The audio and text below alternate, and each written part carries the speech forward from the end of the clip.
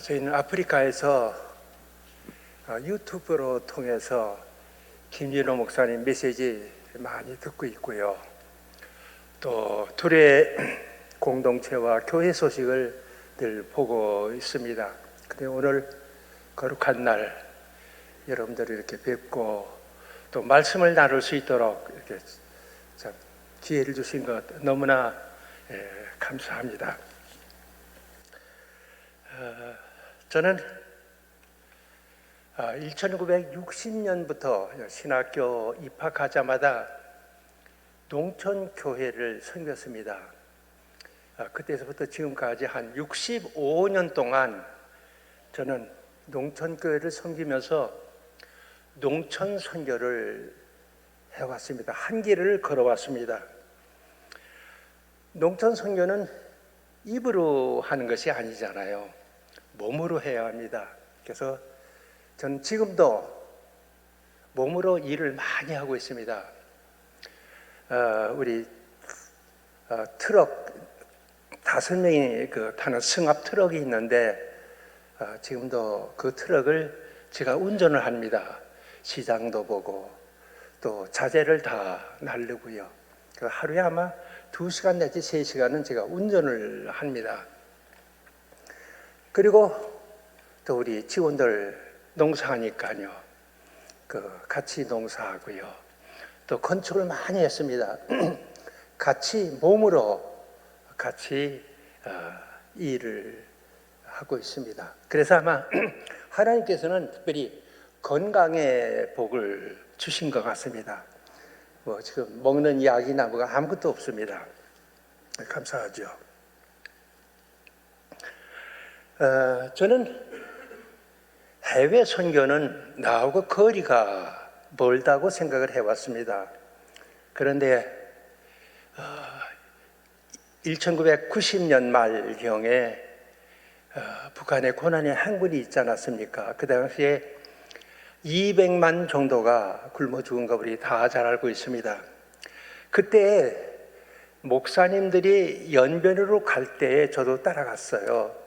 따라갔다가 그 현장을 보고 그 다음에 저는 이 한국의 모든 사역을 내려놓고 중국으로 가게 됐습니다.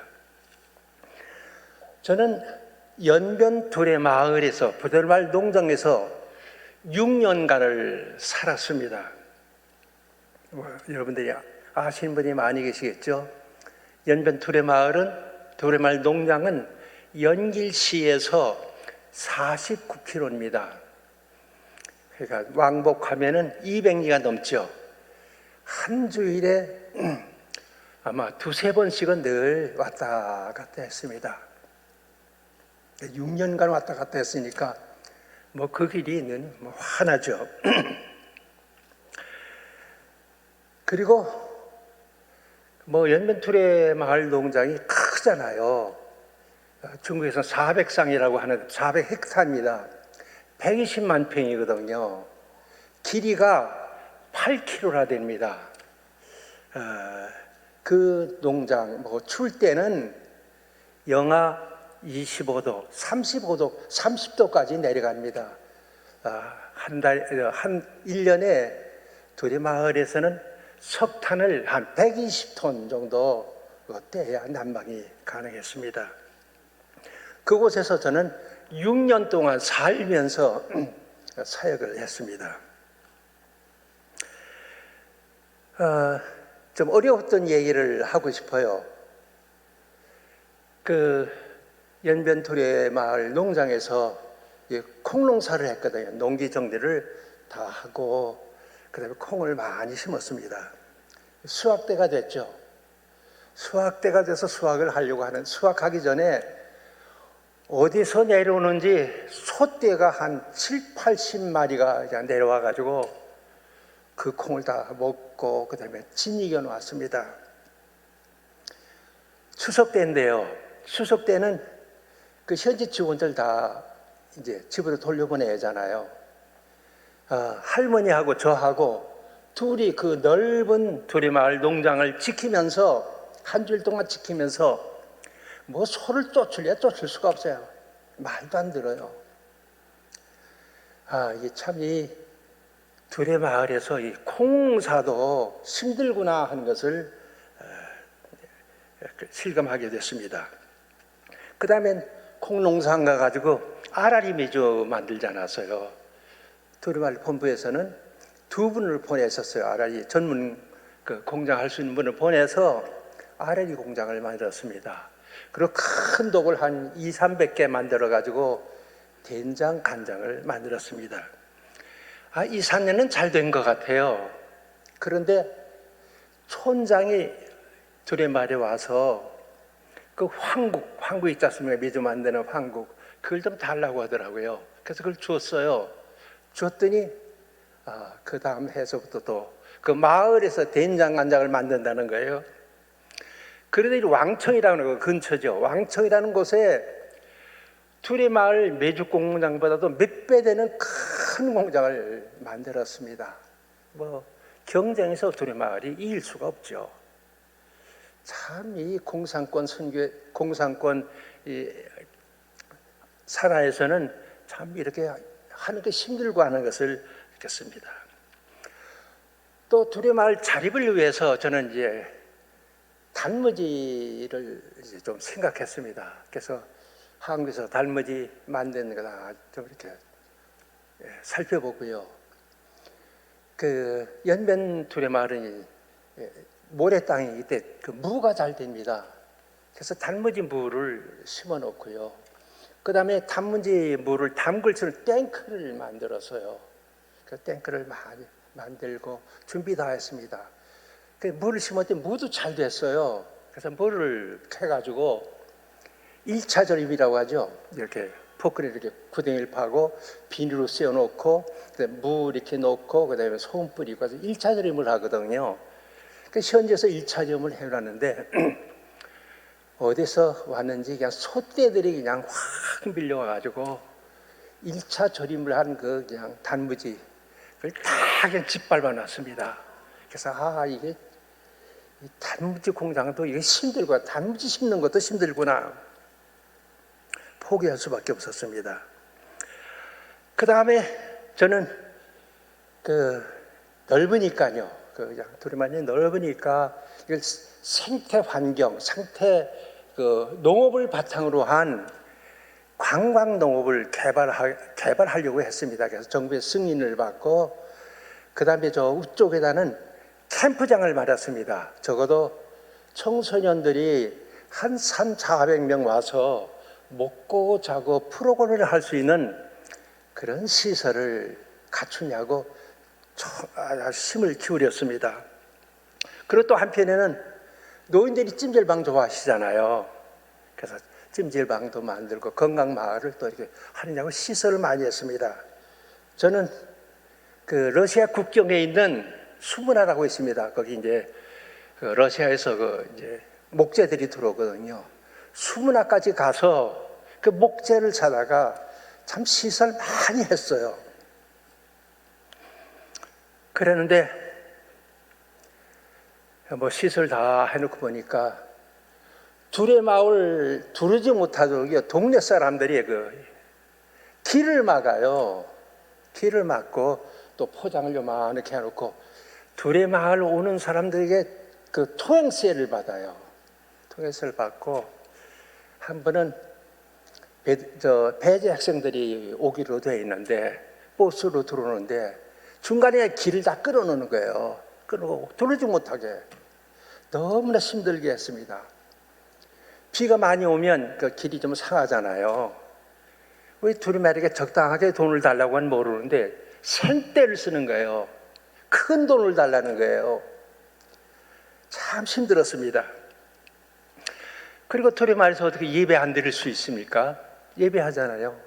예배하면은 그게 또 공안에 알려져 가지고 공안서 오너라 가너라. 저도 2번 신문을 받았는데요. 한 번은 3일 동안 갇혀서 신문을 받기도 했습니다. 또 과기대 교수들은 와서 예배했다고 해서 또 추방도 당하기도 했습니다. 그뿐이 아닙니다. 나중에는 주민들 한 70~80명을 보내가지고 둘의 마을 그 시설에 그냥 강점하는 거예요. 막 생떼 쓰는 거예요. 데모하는 거죠. 왜 그러냐? 자기 여기 주민들인데 보상을 조금밖에 받지 못했다는 거죠. 그래서 둘의 마을에서는 엄청나게 투자했잖아요. 105만 불이라고 하는 이미 투자를 했거든요.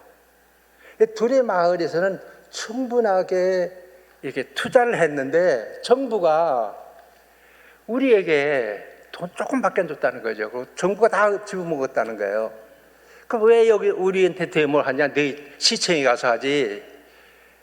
시청이 아니라 이 둘의 마을을 괴롭혀야 그 다음엔 정부가 돈 줄 거 아니냐 하고서 한 6개월, 6, 7개월 7, 80명이 둘의 마을 시설을 점거하고 난동을 폈습니다. 참 이 공산권 선교라는 것이 너무 힘들어요. 저는 한계를 느꼈습니다. 제가 둘의 마을에 6년간 있으면서 득이 되는 것보다는 실이 더 많았어요. 실패가 너무 많았거든요. 손해는 끼쳤어요. 그래서 둘의 마을에서 나오게 된 동기입니다. 참 둘의 마을에서는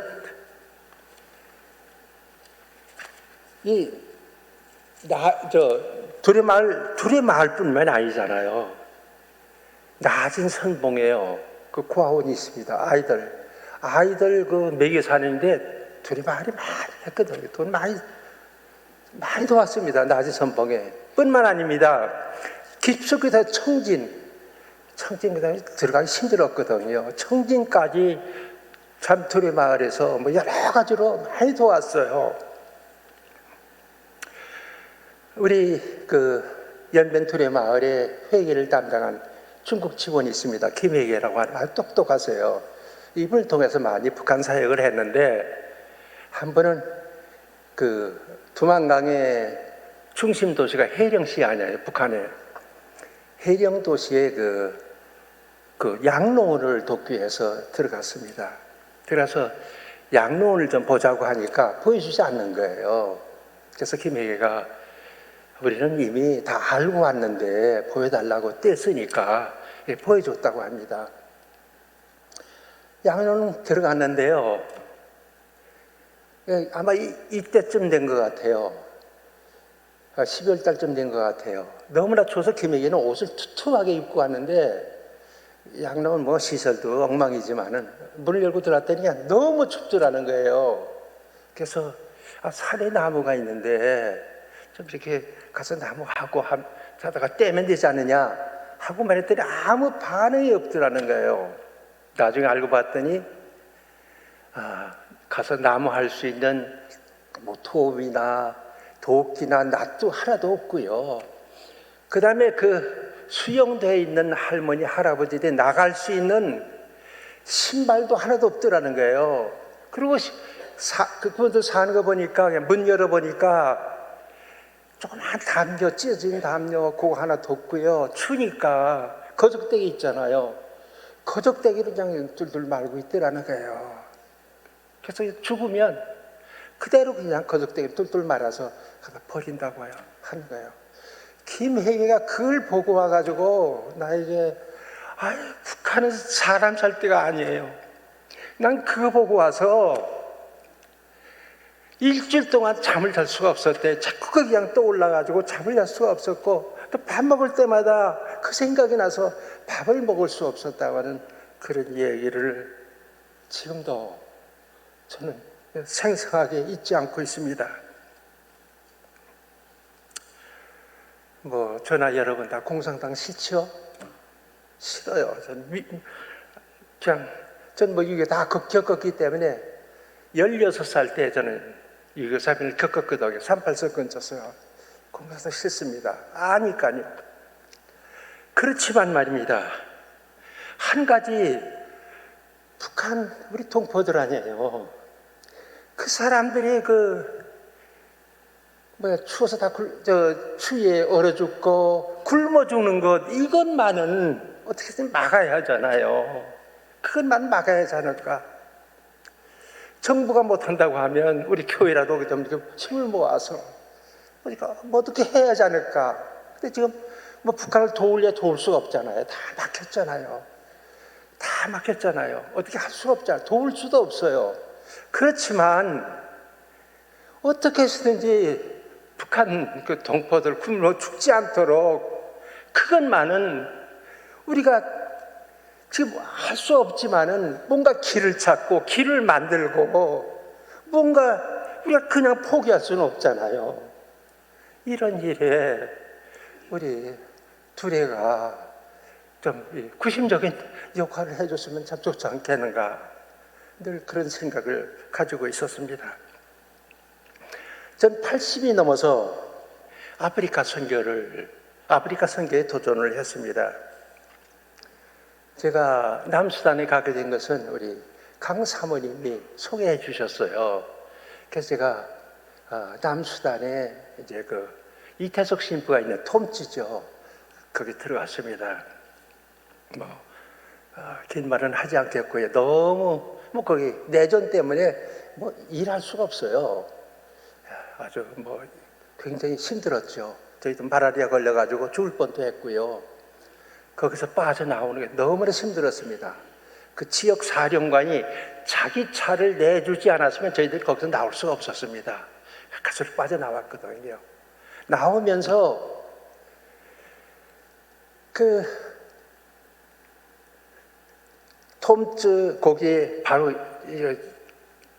근처에 시골이 있는데 예배를 드리더라고요. 거기 갔더니 교회가 다 헐어졌어요. 그냥 집을 다 헐어져가지고 그냥 텅텅 빠져 한 150명 정도가 그냥 예배를 드려, 뜨겁게 예배를 드려요. 거기 참여했다가 저는 중국 선교 18년 동안 중국에서 북한 사역 했거든요.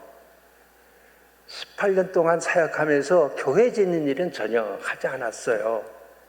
그랬는데 그 톰지에 있는 그 교회를 보고 이 교회 말은 내가 좀 어떻게 모금을 해서라도 져주겠다는 그런 마음을 가지고 돌아왔습니다. 돌아와가지고 제가 그 양평 수양관에 있는데 거기에 그 삼가지교회 농촌교회가 있습니다. 농촌교회 담임 목사님에게 이 얘기를 했어요. 그 교회 좀 져줬으면 좋겠다 했더니 그 목사님을 중심해서 그 교회를 중심해서 농촌교회인데요. 한 교회를 지으면 적어도 한 1,000여만 원 들잖아요. 네 교회 질 수 있는 헌금이 모여졌어요. 그래서 제가 다시 안 갈 수가 없잖아요. 그래서 그 돈을 가지고 남수단에 들어가려고 하는데 전쟁 때문에 내전 때문에 들어갈 수가 없어가지고요. 그 남수단의 난민이 우간다 북부에 한 30만이 살고 있습니다. 그래서 거기 들어갔죠. 그래서 그곳에 가서 교회 2곳을 세웠습니다. 저는 그곳에 좀 정착하려고 좀 이렇게 아등바등 했는데 거기서 밀려났습니다. 복잡한 얘기는 안 하겠고요. 밀려가지고 그 다음에 이제 마다가스카르라고 하는 저는 섬이 있는지도 몰랐어요. 그쪽으로 가게 됐습니다. 저희는 그냥 거기 거쳐서 그냥 귀국하려고 했습니다. 그런데 갈 때는 정말 우리 할머니 가방 하나고 내 가방 하나밖에 없었습니다. 돈은 우리가 돌아가는 비행기표하고 그 다음에 교회 질 수 있는 헌금 그거 외에는 아무것도 없었어요. 빈손이었습니다. 근데 마다가스카르에서 저희가 머무르면서 지금 현재 8년째 사역을 하고 있습니다. 지금 저희는 마다가스카르에서 큰 부자입니다. 사실 해외에서 선교사들이 자기 주택을 갖는다고 하는 게 그렇게 쉽지 않거든요. 근데 저는 선교주택이 4채나 있습니다. 그리고요, 교회도 한 200명, 300명 모일 수 있는 그런 교회 시설을 갖추고 있고요. 또 아이들이 많으니까요. 아이들의 교육관이 한 200명 모일 수 있는, 250명 모일 수 있는 또 교육관도 짓고 있고요. 그 다음에 그 농장을 학교 부지지만은 학교 부지 안에 농장을 만들어서 유실수, 과일나무죠. 유실수를 3만 주 매년 생산할 수 있는 그런 시설을 다 갖췄습니다. 처음엔 전기도 없는 곳이에요. 지금도 전기가 없는 곳입니다. 그래, 태양광을 뭐 처음엔 그저 전기 없이 살았고요.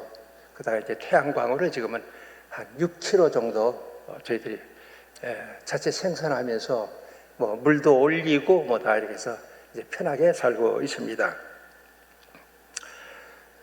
하나님의 은혜죠. 뭐 빈손으로 갔는데 지금 아주 부자가 됐습니다. 그 온실에 가득 차 있습니다. 묘목이 가득 차서 쭉 자라고 있고요. 지난해에도 저희들이 한 2만 주 정도 이렇게 생산해가지고 주의 이름으로 지역사회에 심을 수 있도록 이렇게 배려를 했습니다. 그 아프리카 가보면 아프리카는 벌거숭이입니다. 이미 자연은 다 망가졌고요. 그 다음에 다 사막화되고 있습니다. 아프리카 뭐 중심이 사하라 사막 큰 거 있지 않습니까? 그 나머지 땅들도 다 이게 사막화되고 있어요. 무섭게 나무를 심어야 되는데요. 아프리카에서 나무를 심을 수가 없습니다. 나무를 심어 놓으면 이렇게 자라면요 다 찍어요. 찍어가지고 수술 받습니다. 도시 사람들이 수술대거든요. 그러니까 농촌인들의 수입원은 오직 순 만드는 겁니다. 나무 보면요 다 잘라요. 잘라가지고 수술 만들어요. 심지어는 뿌리까지 해가지고 수술 만듭니다. 뭐 나무가 남아지지 않죠. 또 이 우간다 같은 데 가면 집을 짓기 위해서 벽돌을 만들잖아요. 흙벽돌을 이렇게 찍어가지고요. 집덩이 많게 이렇게 쌓아요. 그리고 가운데 허청을 만듭니다. 거기다가 뭐 나무 간 거 넣어서는 안 돼요. 굵은 넣어야 불길이 세거든요. 이런 나무를 그 안에 넣고 한 3, 4일 밤낮을 부를 때입니다. 그러니까 뭐 이런 나무 뭐 남아나질 않아요. 다 벼다가 그냥 벽돌 만들고요. 그 다음에 아프리카는 우기가 있고 건기가 있습니다. 건기에는 이 풀이 이렇게 뭐 속새풀 큰 풀들이 있잖아요. 소가 먹지 못하잖아요. 그러니까 소 먹이는 사람들이 풀을 와요. 다 풀을 다 탄 다음에 그 다음에 새풀이 나오니까요. 그래서 아프리카는요 건기에 가보면 불바다입니다. 불바다 다 탁불이에요. 나무를 심을 수가 없어요. 그래서 저희는 유실수, 과일나무죠. 좋은 과일나무를 심게 하면 열매 따먹으려고 그건 자기들이 보호하잖아요. 그래서 유실수를 저희들이 이렇게 심기 운동을 지금 펴고 있습니다. 그리고 저희가 이제 한 5년 됐어요. 이제 교회를 세우고 이렇게 모이기 시작한데 한 5년 돼. 우리 부락이 그리 크지 않거든요. 한 60호 정도 됩니다. 60호 정도 되는데 지금 이제 어린아이들까지 합해서 한 200명이 좀 넘게 모이거든요. 그 모이는데 교인들 가운데 다 가난하니까요. 다 구호 대상입니다. 다 가난한데 그중에 더 가난한 사람들이 있잖아요. 노인들 가정, 뭐 이런 뭐 수술 만들 수도 없는 가정, 그런 가정들이 있잖아요. 그런 가정에 뭐 쌀 조금 줘봐야 뭐 안 되잖아요. 그래서 저희들이 25kg 쌀 한 포대씩 이렇게 나누어줬어요. 현재 한 뭐 14가정인지 저희들이 한 4, 5년 된 것 같아요. 4, 5년 매달 25kg씩 해서 그 가정을 이렇게 쌀 나눠주고 있고요. 또 마을에 다니다 보면 아이들이 학교 가지 못한 애들이 많아요. 그래서 그 아이들 학교 보내는 일을 합니다. 그러다 보니까 또 이제 또 20명 이상 이제 저희들이 아이들 학비를 돕기도 했고요. 그 그다음에 뭐 이제 탈이 나거나 무슨 뭐 어디 다치나 하면 다 집으로 옵니다. 그러면 또 치료할 건 치료해주고, 또 병원에 데려가죠. 병원에 데려가고, 병원에 데려가면 뭐 치료비는 우리가 내야 하잖아요. 저희가 내야 하잖아요. 아프리카에서는 의료보험이 없기 때문에 비쌉니다. 그래서 저희가 도울 수 있는 만큼 이렇게 최선을 다해서 돕고 있습니다. 그리고 아프리카인들의 집이라는 건 뭐 형편이 없잖아요. 저는 아직도 이렇게 그 현지에서 농민들하고 같이 살고 있지만은 그 아프리카인의 그 사람의 집에 이렇게 들어가지를 않았어요. 왜냐하면 들어가도 앉을 자리가 없으니까요. 앉을 수 없으니까 그냥 문만 열고 이렇게 보고 그냥 나오지 들어가질 않았어요. 앉을 자리가 없어요. 그런데 그런 집에서 4-5명이 같이 살고 있고요. 심지어는 며느리까지 같이 살고 있습니다. 복잡하죠. 주택계약, 집을 지어줘야 하잖아요. 주택계약하잖아요. 그래서 저는 헤비타트 운동을 한국에서 많이 했지 않습니까? 저희 양주군에다가 11채의 집을 지으면서 헤비타트 운동이 뿌리를 내렸거든요. 그래서 헤비타트 운동은 제가 잘 압니다. 그래서 헤비타트 식으로 우리 직원 하나 땅을 사주고 집을 지어줬어요. 한 3개월 걸려서 집을 지었는데 이 친구가 6개월도 못해 팔아먹더라고요. 우리가 당했잖아요. 그래서 아마 이 아프리카에서는 집 없는 사람이 집 지어주는 헤비타트 운동도 이것도 안 되구나 하고 포기하고 있었어요. 포기하고 있다가 오늘 본 말씀입니다. 본 말씀 누가복음 14장에 있는 말씀. 잔치를 배설하거든 뭐 있는 사람들 초청하는 것보다는 갚을 수 없는 사람들, 차라리 갚을 수 없는 사람을 청하라고 하지 않았어요. 그래서 이 차라리 선교, 이 차라리 선교가 빈민 선교구나 하는 것을 깨닫게 됐어요. 그래서 빈민 선교, 이 차라리 선교를 하자 해가지고 이제는 금년서부터는 정말 동네에서 제일 가난한 분들, 제일 그냥 뭐 집 형편없는 그런 집들을 우리가 선정을 해가지고 집을 지어주고 있습니다. 그래서 7채의 집을 지어줬거든요. 너무나 좋아요. 차라리 선교는, 이 빈민 선교는 갚을 수 없기 때문에요. 양자가 다 복을 받는 선교입니다. 집을 이렇게 지어주면요, 그분들은 우리에게 감사하다고 물 한 잔도 대접할 줄도 모르고요. 또 집을 줘서 이렇게 주어도 감사하다는 말도 못해요. 그런 분들이지만 집을 지어주면 받고 나서 너무나 기뻐해요. 그 모습을 보게 되고요. 또 우리 집을 지어주는 봉사자들도 그냥 짓고 싹 빠지니까요. 아무 조건이 그냥 빠지니까 우리는 더 기뻐요. 더 기쁘고, 그러니까 그냥 집도 짓기 전에 후원자들이 먼저 이렇게 그냥 앞서해요. 앞서 행하시는 하나님의 손길을 느껴요. 집도 짓기 전에 벌써 헌금이 연결이 돼요. 그래가지고 지금 저희는 돌아가면 집을 많이 지어야 합니다. 그래서 저희들이 작은 자 집기 운동을 하고 있습니다.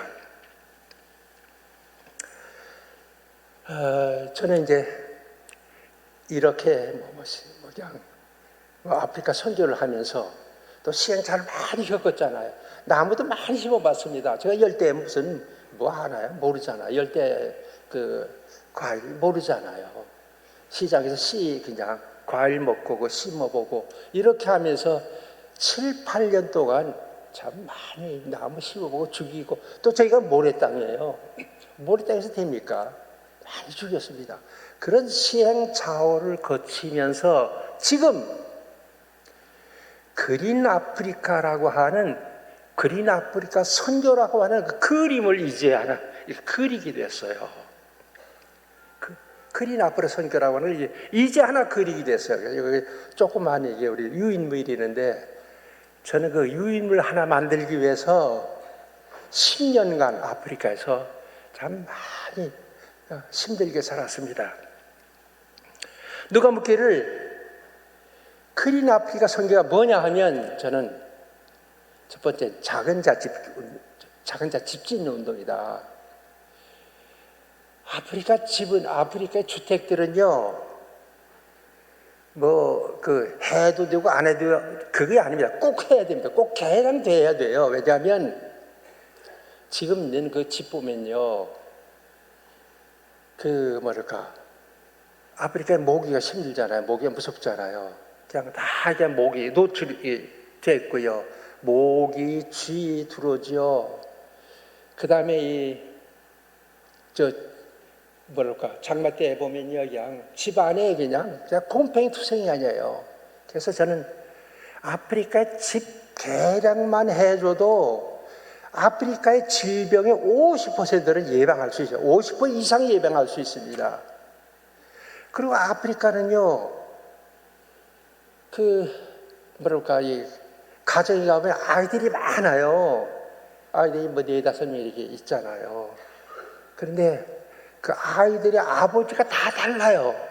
처음에 가서는 뭐 이제 아이들 그냥 뭐 누가 아버지냐 이렇게 뭐 적어야 되는데, 이젠 뭐 전혀 묻지 않습니다. 그냥 성적으로 너무 이렇게 뭐 타락했다고 할까요? 노출되어 있어요. 집개량하면 다 잠그는 거 있으니까요. 그리고 또 도둑도 많잖아요. 그리고 아이들이 거기서 어떻게 자랍니까? 어떻게 뭘 공부하고 안 되잖아요. 조그만 얼만 돼서. 그러니까 아프리카 가정회복의 기본이요, 주택 개량이에요. 집 져주는 거거든요. 한 100만 원이면 한 집 질 수 있어요. 그래서 저희가 집 짓기 운동을 하고, 작은 자 집 짓기 운동을 하고 있습니다. 현재 오셨던 교포 한 분이 보시고 감동이 되신 모양인가 봐요. 연락이 왔는데, 옷 짓는 거를 벌써 이렇게 헌금을 하고 가셨다고 하더라고요. 아프리카 집은 뭐 그냥 져도 되고 안 져도 그게 아니라요, 반드시 개량돼야 됩니다. 그래서 집 짓기 운동을 하고 있고요. 또 그린 아프리카 선교가 뭐냐고 할 때 전 두 번째로 유실수 심기 운동이죠. 아까도 말씀드렸지만은 에덴에 유실수 나무 가득했잖아요. 에덴은 사람이 살기 제일 좋은 곳인데 거기 유실수가 가득했어요. 가운데 생명나무가 하나 있었거든요. 유실수가 가득했기 때문에 에덴은 참 사람만 아니라 피조물이 함께 춤추며 살 수 있는 곳이 에덴 동산 아닙니까? 저에 있는 고장에 말입니다. 저희도 말하자면 텅 비어 있어요. 방갈라리는 네스라고 하는 운하가 있습니다. 저희 사는 데서부터 연결이 되는데요. 호수가 있고 그 연결을 쭉 운하를 해시켰어요. 그 운하 길이가 600km입니다. 600km. 그래서 부산 가리만큼 그 넓은 데이 텅 비어 있어요. 펴 있습니다. 만약 거기에 한 100만 주 정도 유실수를 심는다고 하면 완전히 달라지죠. 지역이 완전히 달라집니다. 아마 마다가스 그 나라에서 제일 부자 혹은 제일 살기 좋은 곳뿐만 아니라 아마 세계에서도 제일 살기 좋은 곳이 거기가 될 것 같아요. 그래서 저희들은 단지화하면 조금 심어서 효과가 없거든요. 그래서 한 100만 주 단지화를 저희들이 계획을 하고, 제가 할 수 있는 것은 한 3만 주는 연 생산이 가능합니다. 그래서 열심히 매해 한 3만 주씩 생산해서 주의 이름으로 이렇게 저희들이 펴내고 있습니다. 그리고 저희 곳에 잘 되는 것이 향신료거든요. 향신료 하면은 후추, 계피, 또 정향 이렇게 꼽잖아요. 하나도 안 되는 바닐라거든요. 거기 아주 제일 잘 되는 곳입니다. 바닐라 같은 것은 전 세계 한 80%가 마다가스카르에서 생산되는 겁니다. 그래서 저희는 그 시설 재배를 하고 있죠. 지금 한 2,000주가 자라고 있고요. 그 다음에 한 100가정 정도 그 자립사업으로 한 100주씩 시설 재배하려고 저희들이 준비를 하고 있습니다. 만일에 우리 지역에 유실수 단지가 되고 또 유실수 단지가 되고 또 바닐라 시설 재배죠. 단지가 된다고 하면 완전히 달라질 것 같아요. 우리 지역사회에 미치는 선교의 영향도 완전히 달라질 거고요. 또 우리 교회의 모습도 완전히 달라지지 않겠어요? 완전히 달라질 거예요.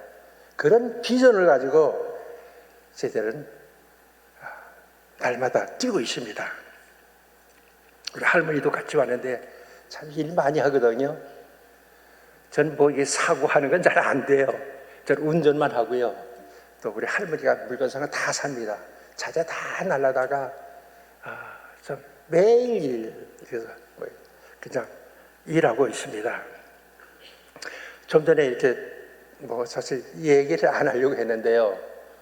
이렇게 비디오를 보니까 영상을 보니까 돌아가신 김창렬 목사님 그 영상에 나와서 제가 말하지 않을 수가 없습니다. 제 친구 아니에요. 제가 이제 올 때마다 농촌 선교하던 우리 김진호 목사님 또 김창렬 목사 저하고 이게 다 친구들이거든요. 그래서 올 때마다 저는 호남에 가서 그 친구 집에서 자기도 하고 늘 이렇게 교제를 해왔습니다. 근데 2년 전에 사모님이 돌아가셨어요. 그래서 혼자 계시는 걸 보고 나하고 마다가스카르 하자. 나하고 같이 살면서 살다가 거기서 일하다가 죽으면 여기서 죽으나 한국에서 죽으나 마다가스카르 죽으나 마찬가지 아니냐. 같이 가자 해서 그 친구가 왔거든요. 그 친구가 오면서 또 사위 집사 장로 때부터 농기계 업을 하던 분이거든요.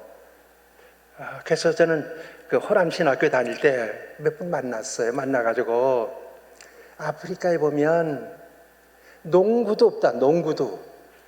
그런데 어떻게 농사를 손으로 하느냐.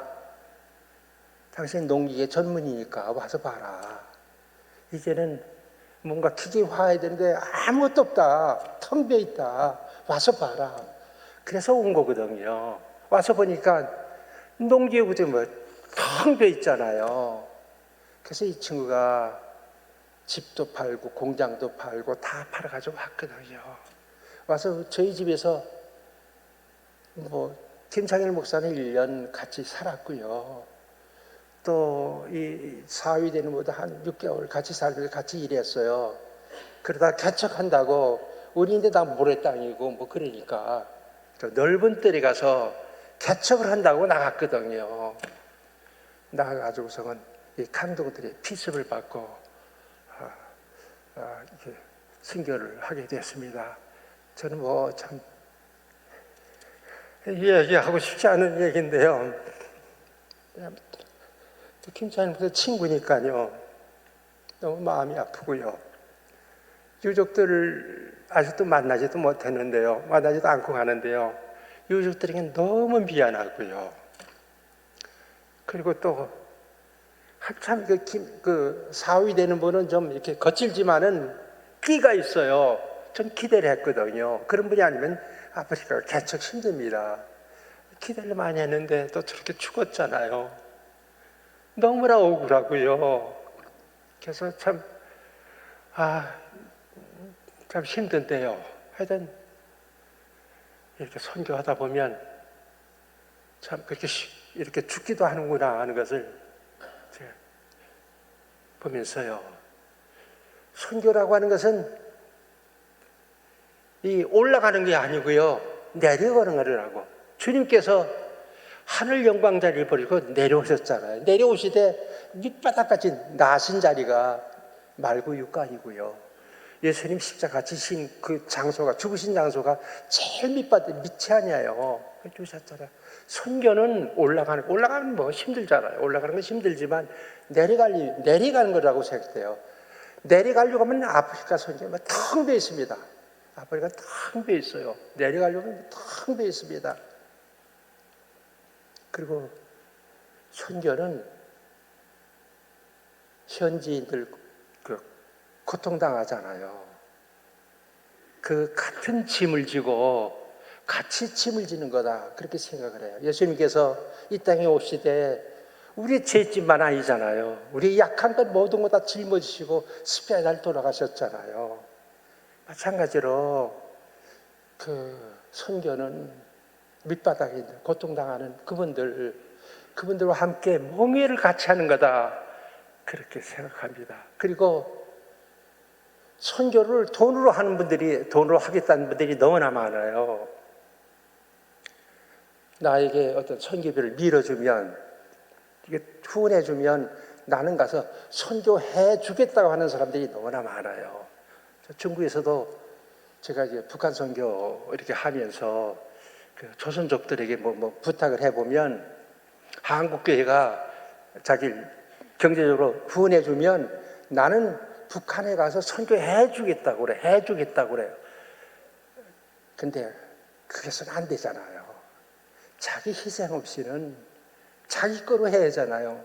중심으로 해야 하잖아요. 그래서 선교는 그냥 정말 희생 없이는 안 되는 거라고 그렇게 저는 생각합니다. 저는 그런 생각을 했어요. 뭐 얼마나 살리는지 모르잖아요. 90이니까요. 얼마나 더 건강을 주실지 모르지만은 저는 그냥 주님 몸된 교회 섬기면서요. 선교사니까 교회 섬기면서 유실수 심는 거요. 아프리카 한 자락 더 심고 싶어요. 그리고 죽날까지 유실수 심고 싶어요. 그리고 집 짓는 것도 마찬가지예요. 저는 한 집이라도 더 지려고 합니다. 아등바등하고요. 그냥 그래서 집 짓다가 아프리카에 그대로 묻히고 싶다, 그렇게 집사람에게 얘기합니다. 뭐 죽는 것이 그 마음대로 할 수 있는 거 아니잖아요. 어디에 죽을지 모르잖아요. 하여튼 집 짓는 선교사, 할아버지 선교사, 또 나무 심는, 유실수 심는 할아버지 선교사로 아프리카 그대로 묻히고 싶다고 그런 얘기를 나누었습니다. 제가 한 가지 여러분들에게 묻고 싶은 거 있습니다. 여러분들에게 한 가지 묻고 싶은 거 있어요. 지금 100세 시대라고 하잖아요. 조금 건강에 유의하면 다 100세 하잖아요. 60에서 은퇴를 하신다고 하면 그 다음에 3, 40년 동안 여러분들은 어디에서 무엇을 하며 살 수 있겠습니까? 저는 60 넘어서 북한 선교, 중국에 간 거 너무나 잘했어요. 너무나 잘했고요. 그때 그러지 않았다면 한국에 이렇게 갇혀가지고 저도 별 수 없었을 것 같아요. 그리고 지금은 또 120세다라고 하잖아요. 120세 산다. 조금 건강 유의하면 여러분들 120세 살고 싶지 않아도 살아야 됩니다. 120세 산다고 하면 앞으로 4, 50년 동안 어디서 무엇을 하고 사시겠어요? 저는 80이지만요. 아프리카에 도전한 거, 아프리카 선교 도전한 거 너무 잘한 것 같아요. 저희는 선교하기 때문에요. 바빠요. 그래도 저희도 행복해요. 우리 할머니들 계시지만 너무나 행복해요. 너무나 행복하거든요. 우리 교회의 기본적인 사역 다 하시잖아요. 땅과 흙을 살리는 선교, 땅과 사람을 살리는 선교 아니에요. 땅과 사람을 살리는 이 선교는 해도 되고 안 해도 되는 게 아니잖아요. 이거 꼭 해야 되는 거거든요. 꼭 해야 되잖아요. 그린 아프리카 선교가 바로 땅 자연을 살리는 선교고요. 또 사람 살리는 선교거든요. 사람 살리는 선교예요. 참, 그 마다가스카르 보면 땅은 굉장히 넓잖아요. 한반도의 2배 반입니다. 넓고요. 인구는 한국의 반밖에 안 됩니다. 한 2,600만 밖에 안 되거든요. 그런데 한국 교포는 한 300명 내외예요. 300 대사관이 있고요. 선교 환경은 너무나 좋습니다. 선교의 자유가 있는 나라니까요. 마음껏 활동할 수 있어요. 참 좋거든요. 그런데 한국인 300명밖에 안 되는데 중국 사람들은 10만 명이에요. 10만 명. 중국 사람은 어디에 가 사나?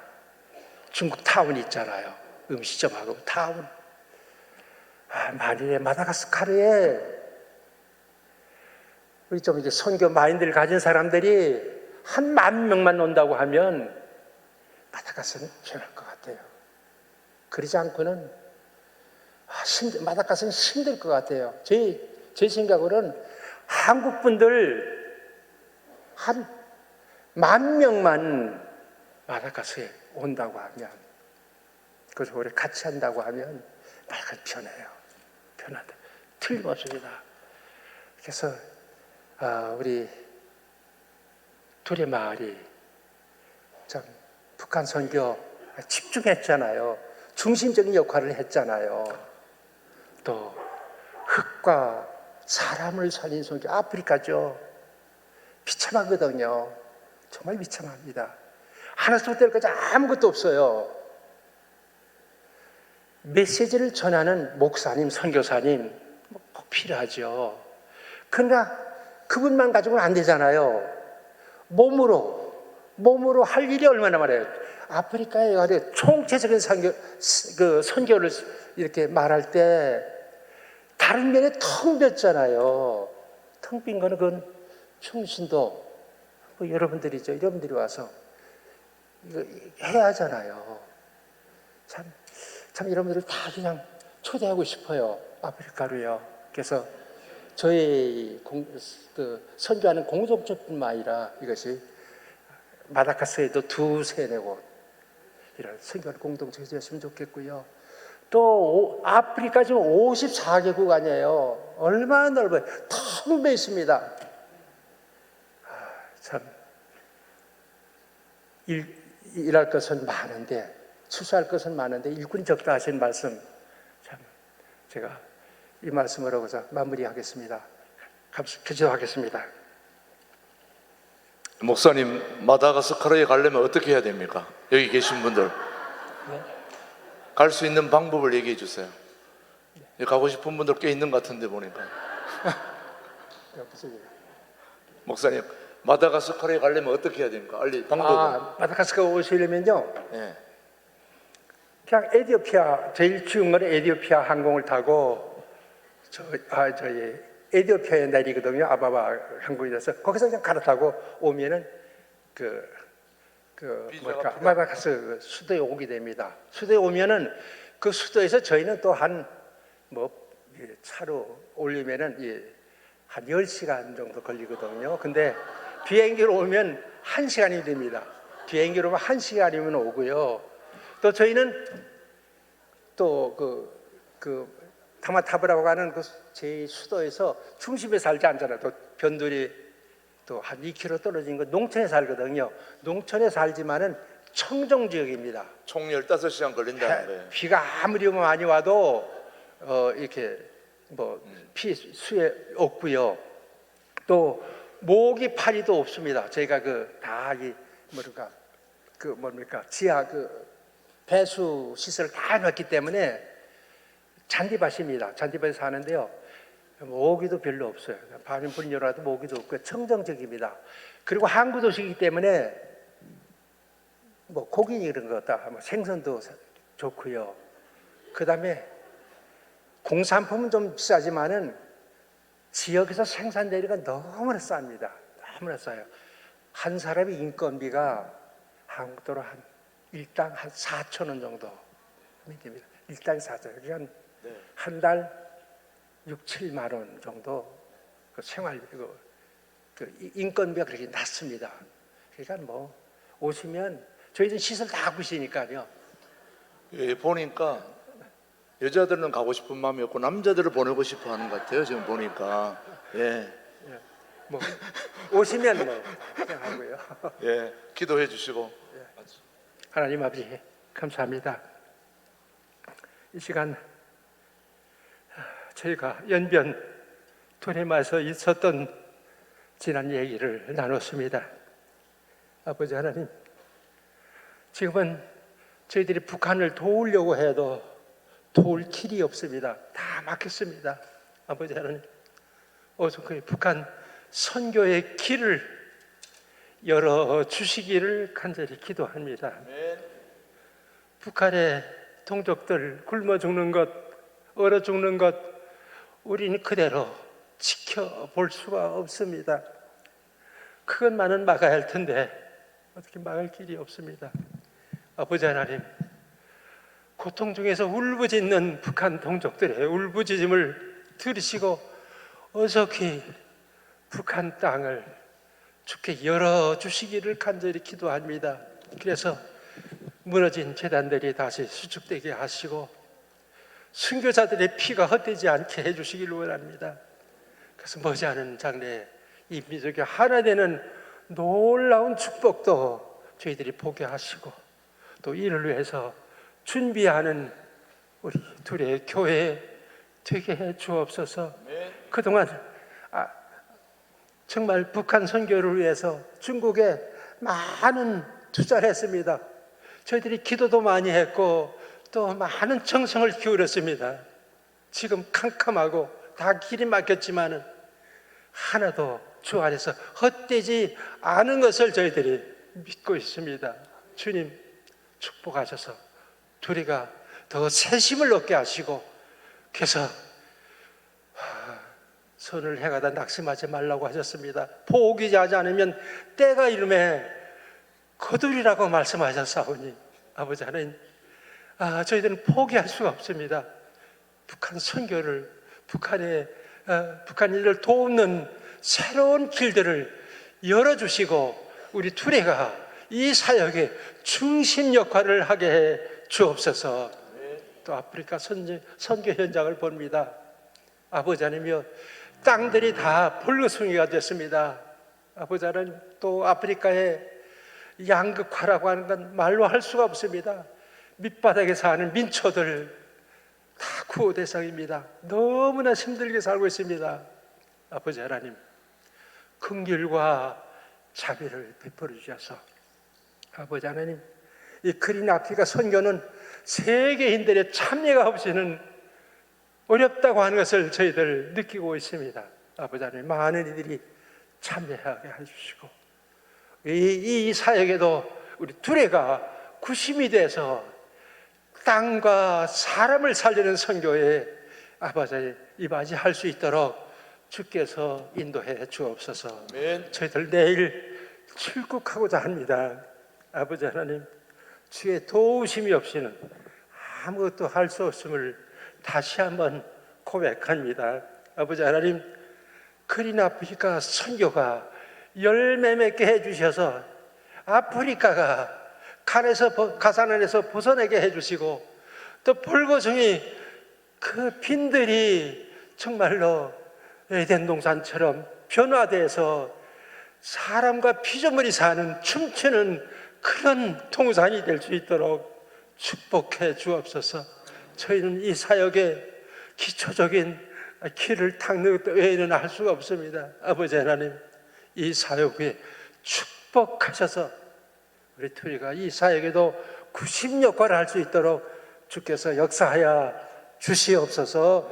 이 모든 말씀을 예수님의 이름으로 기도합니다. 아멘. 감사합니다. 고맙습니다. 수고하셨습니다.